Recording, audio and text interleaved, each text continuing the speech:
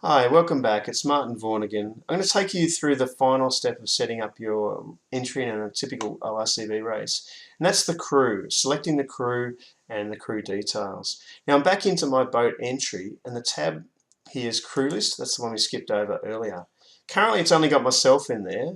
I'm going to invite this gun sailor Simon Dryden, who happens to be sitting next to me, but in real life you would actually let them know you're going to do this because they need to respond. I'm going to invite a crew member who's already in TopYacht. I know that Simon's in TopYacht because he's done some other races in the past.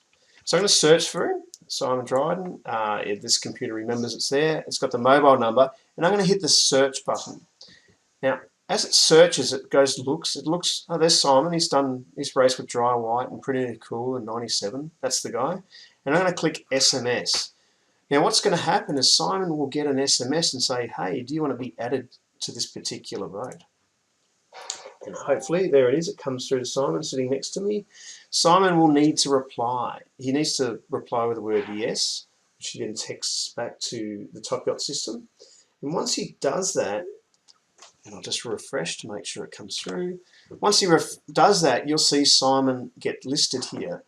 So now I can actually work with Simon. Simon will have his own login, and on the ORCV website you can update your crew details. So Simon could jump on there and he can update that himself.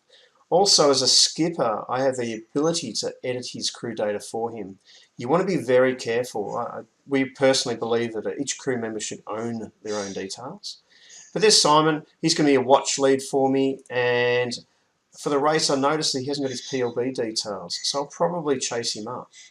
Under the offshore race crew, I can edit the crew data, which will let me go in to see very similar information, but an awful lot more. So if I scroll across, there's a whole lot of information that's coming out of Simon's profile.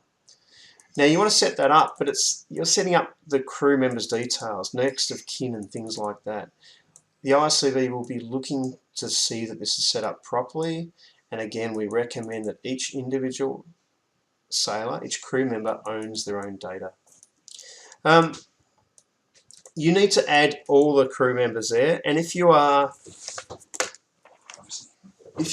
actually leading up to a race and the crew member drops out, then as part of your sign-on, you want to let people know that this crew member has dropped out or an additional crew member has come on, and you need to work with the ORCV to update TopYacht accordingly.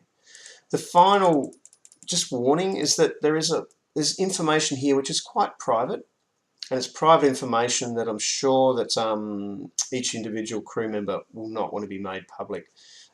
So please be very wary of that. There are privacy legislation in place.